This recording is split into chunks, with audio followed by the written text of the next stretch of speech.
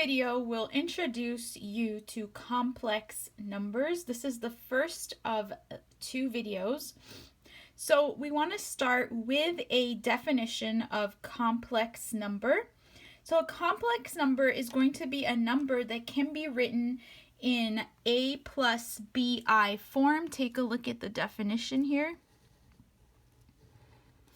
So anything that can be written in this form will be a complex number, and we want to also include that a and b are real numbers.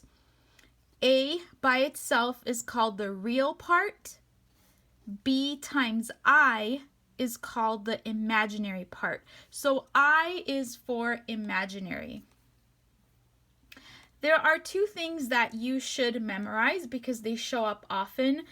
And so they're listed right here. So they're basically, the first one says that if we take the square root of -1, that's equivalent to I, and I squared, basically if we square both sides, we get that I squared is -1. So that's kind of important to memorize. You'll see it a lot. And the other thing is, we can take the square root of a negative number. So for example, if we assume a is positive and then take the square root of -a, you can rewrite it as square root of -1 times a. We know that the square root of -1 is I, so we write this as I square root of a. So you might want to write the definition and these two properties down so that you have them in your notes. And let's start by simplifying 4 examples that have negative numbers inside the square root. So for example, square root of -4. You can just write the answer, or what I'm going to do is just use what I have over here. I can rewrite this as square root of -1 times 4. In this case, I know that the square root of -1 is I, square root of 4 is 2, so we can just write this as 2I. Square root of -27. Since 27 is not a perfect square, we can rewrite the problem. Again, -1 times 9 times 3. I can take the square root of -1 and 9. 3 will stay inside the square root. So we can write this as 3 times I times the square root of 3.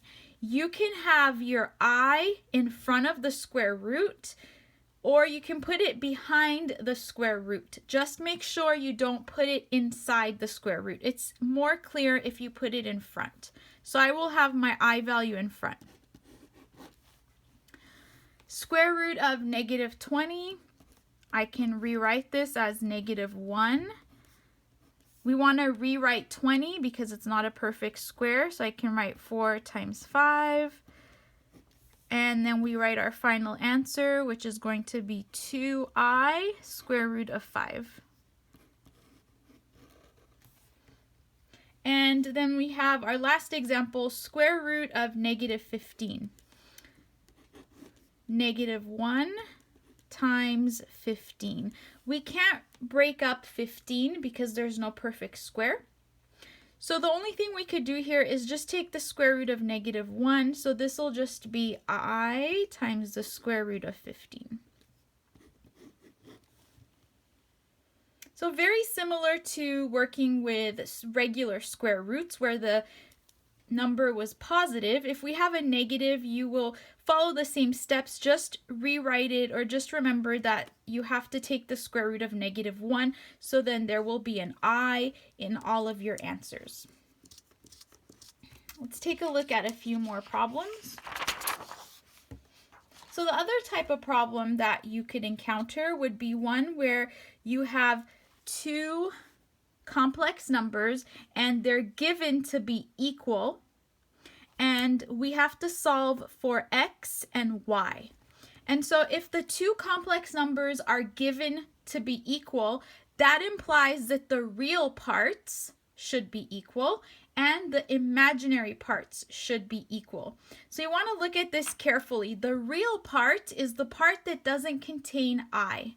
So for example, for number 1, that's real and that's real. So that is the real part. So I know that these two have to be equal, and then the imaginary parts should be equal. So I can do basically just write it this way.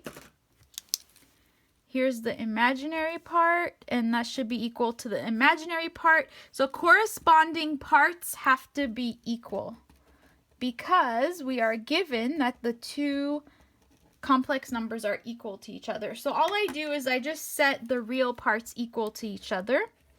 2x is equal to -2, and then I can solve for x. X is -1. Same idea, but we're going to do the imaginary parts now. So for imaginary, -8yi should be equal to 4yi.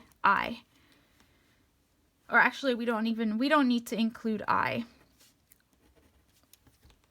So those two should be equal to each other. And so basically all we're going to do is subtract 4y, combine like terms, and divide by -12, so y has to be 0. So I've solved for x and y. Let's look at one more example. And so this one, we have to be a little bit careful. It's just written a little bit differently. We want to make sure we identify the real and imaginary parts. So the first complex number here, the real part would be this right here and that.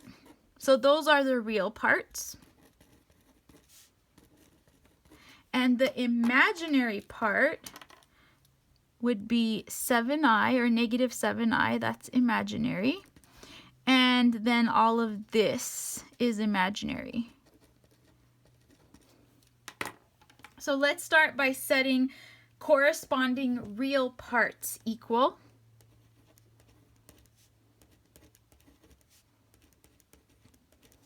So we have that. And then what we're going to do is subtract 2. So we get that 3x is equal to 3. And x comes out to be +1. Same idea, I'm going to set the imaginary parts equal. We do not need to include I. So for here, I'm just going to say -7 is equal to, right here, one thing you can do actually is you can rewrite this. I could factor out I just to make it look a little bit cleaner. If you factor out I get 1 minus 2y. So if I factor out I can see that I can say -7 is equal to 1 minus 2y. And then we just solve for y. So I'm going to subtract 1. That gives me -8 is equal to -2y. And when we solve for y, we get that y is equal to 4. So for this second example, we had to factor out I just to make it cleaner. So that way you see that it's 1 minus 2y, all of it multiplied by I. And then the last thing we're going to do is we can add and subtract two complex numbers. So we'll start with subtraction. So for subtraction, I have the first complex number minus the second. The first set of parentheses we could just remove. The second set of parentheses, you need to distribute the negative.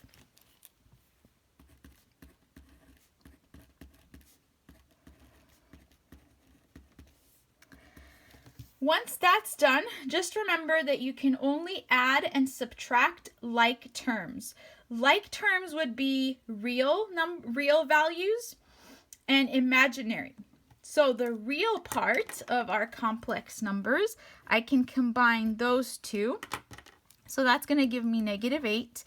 And the imaginary parts are going to be I and and minus 3i. So this is the same as positive 1i, and we could combine those, and that's going to give us negative 2i.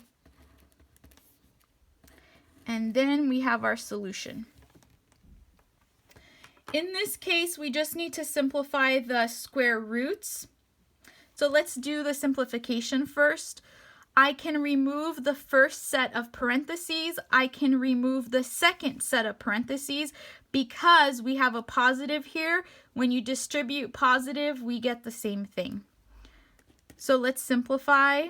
We have 7 plus, that is now 3i, plus 3 minus 2 times square root of negative 25 is 5i.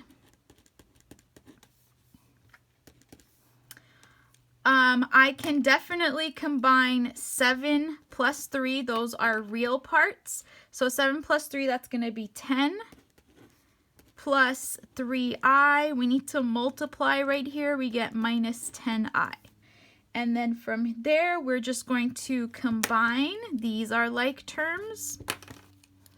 So we get 10 minus 7i, and that is our answer.